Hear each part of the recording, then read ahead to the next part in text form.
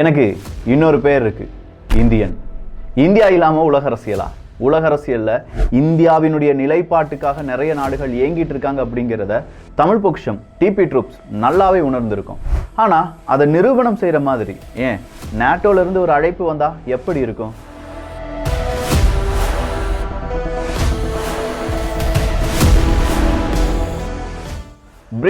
BRICS பிளஸாக மாறப்போகுதுன்னு சொல்லும் போதே மேற்குலக நாடுகள் பயந்தாங்களே.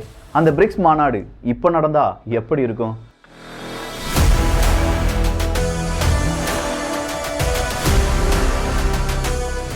அது கூடவே Venezuela, Cuba, Saudi Arabia, Iran போன்ற நாடுகள் சேர போறாங்க அப்படின்னு சொன்ன தகவல், இதெல்லாம் நடக்குமா விக்கின்னு கேட்ட காலம் போய் நடந்துட்டு இருக்கு விக்கி அப்படின்னு நீங்களே சொல்லிட்டு இருக்கீங்க. அப்படின்னா நேட்டோ பிளஸ் என்ன? இந்த நேட்டோ பிளஸ்ல இந்தியாவை சேர்ப்பதற்கு அமெரிக்கா ஏன் துடிச்சிட்டு இருக்காங்க?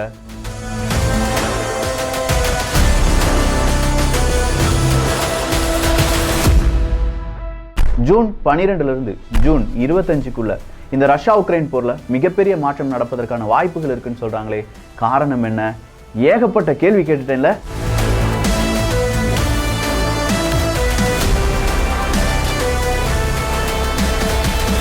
எல்லா கேள்விகளுக்குமான பதில் தான் இந்த ஒரு பதிவுல இருக்க போகுது.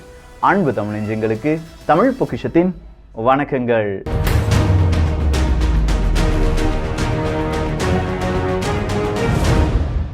பிரிக்ஸ் அப்படின்னு சொல்லும்போதே நமக்குள்ள ஒரு கெத்து இருக்கு. ஏன்னா பிரிக்ஸை பத்தி நிறைய காணொலிகள் பண்ணியிருக்கிறதுனால நமக்கு பிரிக்ஸை பத்தி நல்லாவே தெரியும். இந்த பிரிக்ஸ் நாடுகளுடைய கூட்டமைப்பு சவுத் ஆப்பிரிக்காவில் வச்சு நடக்கணும். ஆனால் சவுத் ஆப்பிரிக்காவுக்குள்ள ரஷ்யாவினுடைய அதிபர் புட்டின் அவர்கள் வந்துட்டாங்கன்னா அவங்களை கைது பண்ணணும் அப்படின்னு சொல்லி மேற்குலக நாடுகள் பிரிக்ஸ் மாநாடை கூட்டாம வைக்கிறதுக்கு நிறைய தடைகளை போட்டுட்டு வராங்க. ஸோ ஐசிசி இன்டர்நேஷனல் கிரிமினல் கோர்ட்டின் அடிப்படையில் புட்டின் அவர்கள் ஒரு குற்றவாளி, அவரை கைது பண்ணணும். ஐசிசியினுடைய அங்கமாக இருக்கக்கூடிய சவுத் ஆப்பிரிக்காவுக்கு இது மிகப்பெரிய ஒரு நெருடலை தருது. என்னானாலும் சரி, புட்டின் அவர்கள் எங்கள் நாட்டுக்கு வருவார் அப்படின்னு சொல்லிட்டு இருக்காங்க. சரிப்பா, பிரிக்ஸ் நல்லா தான் இருக்கு, பிரிக்ஸ் பிளஸாக மாறுறதுக்கான வாய்ப்புகள் இருக்கு அப்படின்னு சொன்னோம். பிரிக்ஸ் பிளஸ்ல கடைசியாக வெனிசுலா போன்ற நாடுகள் கூட நாங்களும் சேர்றோம்ப்பா அப்படின்னு சொல்லி கோரிக்கைகள், ரிக்வெஸ்ட்டை வச்சிருக்காங்க. இந்த ரிக்வெஸ்டோடு நிற்கல.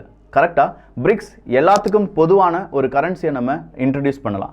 அந்த கரன்சி வழியாக நம்முடைய ட்ரேடிங் எல்லாமே நடத்தலாம் அப்படின்னு சொல்லும்போது அது டாலரைசேஷன் அப்படிங்கிறதுக்கான முதல் தொடக்கமாக இருக்க போகுது அப்படிங்கிற ஒரு அறிவிப்பு அமெரிக்காவுக்கு போயிருக்கும். சரி, அப்படின்னா பிரிக்ஸ் ப்ளஸ் ஏற்படாமல் இருக்க நேட்டோவை எக்ஸ்பேண்ட் பண்ணணும். நேட்டோவை எப்படி எக்ஸ்பேண்ட் பண்ண போகிறாங்க? நேட்டோ பிளஸ்ஸாக எக்ஸ்பேண்ட் பண்ணியிருக்காங்க. அந்த நேட்டோ பிளஸுக்குள்ள இந்தியாவை வரவழைக்க போகிறாங்க. மே மாதம் 27 கரெக்டாக ஒரு 5 நாட்களுக்கு முன்னாடி நேட்டோ படைகளினுடைய கூட்டமைப்பும் அதே நேரத்தில் அமெரிக்காவினுடைய காங்கிரஸ் சபையும் கூடுறாங்க. அப்படி கூடும்போது நேட்டோ பிளஸ் அப்படிங்கிற கூட்டமைப்பில் இந்தியாவை சேர்க்க வேண்டும் அப்படிங்கிற ஒரு ப்ரெஷர், இந்தியாவுக்கு ஒரு ப்ரெஷர் கொடுக்க வேண்டும் அப்படிங்கிற ஒரு தீர்மானத்தை நிறைவேற்றுறாங்க. நேட்டோவில் மொத்தம் 31 நாடுகள் இருக்காங்க. கடைசியாக ஃபின்லாண்டும் நேட்டோக்குள்ள இணைந்தார்கள் அப்படிங்கிறது தெரியும். ஸோ 31 நாடுகள் இல்லாமல் நேட்டோ பிளஸ் அப்படின்னு சொல்றதுல ஒரு 5 நாடுகள் இருக்காங்க. அந்த 5 நாடுகள் Australia, New Zealand, Japan, Israel, south Korea. இதை ட்ரீட்டி அலைஸ் அப்படின்னு சொல்லுவாங்க. இந்த ட்ரீட்டி அலைஸ் அப்படின்னு சொல்லக்கூடிய Australia, New Zealand, Japan, Israel, south Korea இவங்க கூட இந்தியாவையும் சேர்க்க வேண்டும். சீனாவை தனிமைப்படுத்தணும், ரஷ்யாவிடமிருந்து இந்தியாவை விலக வைக்க வேண்டும் அப்படின்னா இந்த நேட்டோ பிளஸுக்குள்ள இந்தியாவை சேர்க்கணும். சரிப்பா, இந்தியாவை சேர்த்தால் இந்தியாவுக்கு என்ன நல்லது நடக்க போகுது? நல்லது நடக்கும். என்ன மாதிரி?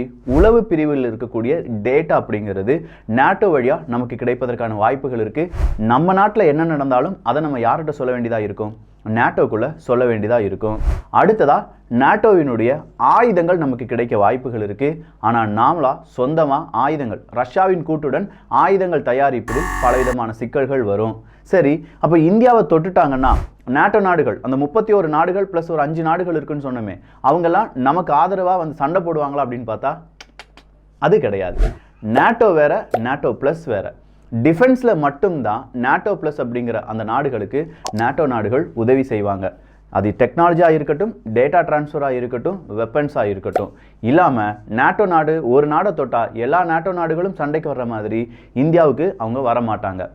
இதனால இந்தியாவுக்கு நன்மைகள் இருக்கு அப்படின்னு சொல்லி பார்த்தோம். என்ன தீமைகள் இருக்கு அப்படின்னு கேட்டா, இந்தியா ரஷ்யா கூட இருக்கக்கூடிய இந்த உறவை ஒட்டுமொத்தமா துண்டிக்க வேண்டும். பிரிக்ஸ் அப்படிங்கிற ஒரு மாநாடு இனி நடக்காம இருக்க இந்தியா நேட்டோக்குள்ள சேர்ந்துட்டாங்கப்பா. ஸோ பிரிக்ஸ்ல இந்தியாவினுடைய அந்த ஒரு பொசிஷனை கொஞ்சமா டவுன் பண்ணணும் அப்படிங்கிற மாதிரி சில பல பேச்சுக்கள் சீனா போன்ற நாடுகள் சொல்வதற்கான வாய்ப்பாக மாறும். அப்படின்னா பிரிக்ஸ்ல இந்தியாவினுடைய அந்த ஒரு டவுன் அப்படிங்கிறது உலக அளவில் இந்தியாவுக்கான ஒரு டவுனா நம்ம பார்க்கலாம். பிரிக்ஸ் தான் எதிர்காலம். பிரிக்ஸ் தான் ஒட்டுமொத்த ட்ரேடை கண்ட்ரோல் பண்ணக்கூடிய 5 நாடுகளுடைய கூட்டமைப்பு. பிரிக்ஸினுடைய மணி தான் இந்த உலகத்தை ஆளப்போகிறது. இது எல்லாமே அமெரிக்காவுக்கு தெரிஞ்சனாலேயோ என்னவோ இந்த நேட்டோ பிளஸ்ல இப்போ இந்தியாவை சேர்ப்பதற்கு ட்ரை பண்ணிட்டு இருக்காங்க. சரி, இதில் என்ன மாதிரியான ப்ரெஷர் கொடுக்கப்படுது? ஜூன் 5ஆம் தேதி அமெரிக்காவினுடைய முக்கியமான அதிகாரிகள் இந்தியாவுக்கு வர போகிறாங்க. இந்தியா கூட பேச்சுவார்த்தை நடத்த போகிறாங்க. அதே மாதிரி நம்முடைய பிரதமர் நரேந்திர மோடி அவர்களும் ஜோ பைடன் அவர்களும் சந்தித்து பேசிக்கொள்ள போகிறாங்க. அப்படி பேசும்போதும் இந்த நேட்டோ பிளஸ் எக்ஸ்பேன்ஷன், அதில் இந்தியாவினுடைய பொசிஷன், இந்தியாவுக்கு என்னென்ன நன்மைகள் இருக்க போகுது அப்படிங்கிறத இந்தியாவுக்கு சொல்லி இந்தியாவை நேட்டோ பிளஸ்ல சேர்ப்பதற்கான மிகப்பெரிய ஒரு தீர்மானத்தை அமெரிக்கா எடுத்து வைத்திருக்கிறது. எக்காரணம் கொண்டும் நேட்டோ பிளஸுக்குள்ள இந்தியா இணையக்கூடாது அப்படின்னு சொல்லி இப்பவே இந்தியர்கள், இது தெரிந்த சமாச்சாரம் தெரிந்த இந்தியர்கள் பேச ஆரம்பிச்சிருக்காங்க. தமிழக ஊடகங்களில் இந்த மாதிரியான செய்திகளை நீங்கள் எதிர்பார்க்க வேண்டாம். அவங்க கிட்ட போய் நேட்டோ பிளஸ் அப்படிங்கிற எக்ஸ்பேன்ஷன், அதனால் இந்தியாவுக்கு ஏற்படக்கூடிய இழப்புகள், இந்தியாவுக்கு ஏற்படக்கூடிய நன்மைகள், இல்லை நாம ரஷ்யா கூட சேர்ந்து இருக்கக்கூடிய மிசைல் டெக்னாலஜி, இப்படிலாம் சொல்லி நிறைய டிபேட் நடத்தியிருந்தாங்கன்னா இந்த செய்தி நம்முடைய இளைஞர்கள் மத்தியிலும் மிக பரவலாக பேசப்பட்டிருக்கும். ஆனால் என்ன, ஊடகங்கள் தேவையில்லாத செய்திகளுக்கு முக்கியத்துவம் கொடுக்கிறார்கள், தேவையான செய்திகளை குப்பையில் வீசுகிறார்கள் என்பது நிதர்சனமான உண்மை. சரி, அப்படின்னா நேட்டோ இந்த ஜூன் 12லேருந்து ஜூன் 25க்குள்ள முக்கியமான தினம் அப்படின்னு சொன்னிய விக்கி, அதற்கான காரணம் என்ன? இதுவரையிலும் இல்லாத அளவுக்கு நேட்டோ மிகப்பெரிய ஒரு ஏர் எக்ஸசைஸை செய்ய போறாங்க. அதுவும் உக்ரைனை கூட கூப்பிட்டுட்டு மிகப்பெரிய எக்ஸசைஸா? எத்தனை நாடுகள் பங்கு பெற போகிறது? 25 நாடுகள். எத்தனை விமானங்கள் பங்கு பெற போகின்றன? 220 விமானங்கள். எத்தனை டைப் ஆஃப் விமானம் அப்படிங்கிறது அங்க பங்கு பெற போகிறது? கிட்டத்தட்ட 20லிருந்து 35 ரக விமானங்கள் இந்த ஒரு ஏர் எக்ஸசைஸ்ல பங்கு பெற போகிறார்கள். இதனுடைய பெயர் தான் ஏர் டிஃபெண்டர் 23.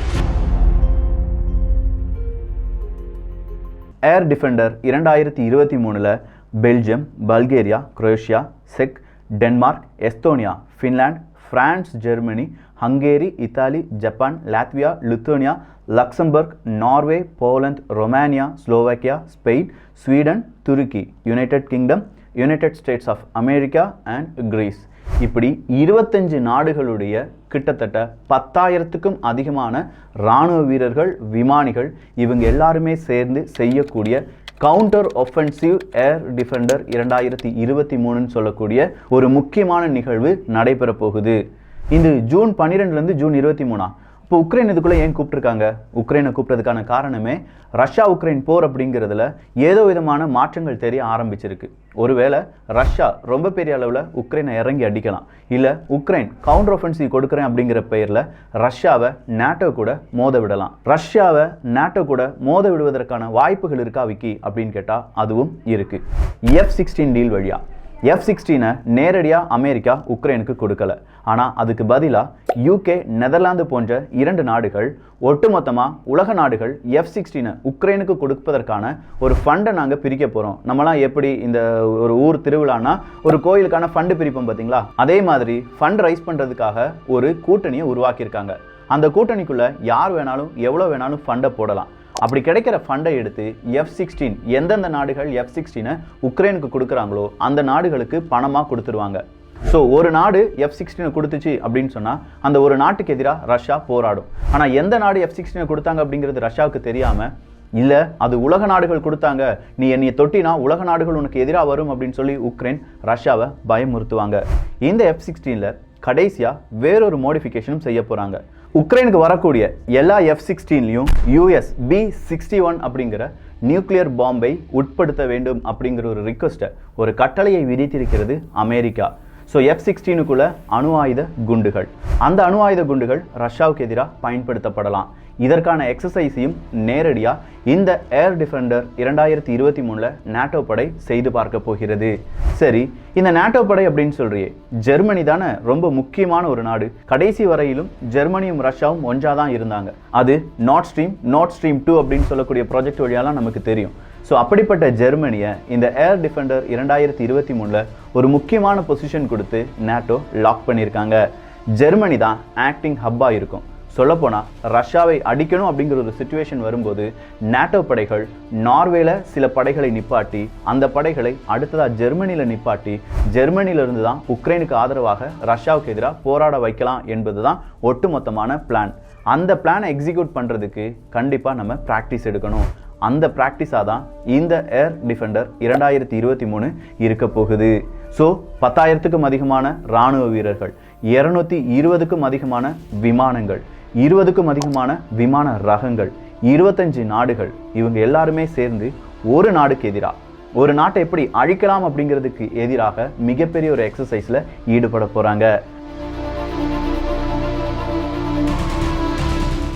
நாட்டோவினுடைய இந்த வேலைகள் எல்லாமே சரியாக நடக்கணும்னா இந்தியா பிரிக்ஸில் இருக்கக்கூடாது, இந்தியா ரஷ்யா கூட இருக்கக்கூடாது, இந்தியாவை தனிமைப்படுத்தணும். அப்படி இல்லைனா இந்தியாவை அமெரிக்கா கூட சேர்க்கணும்.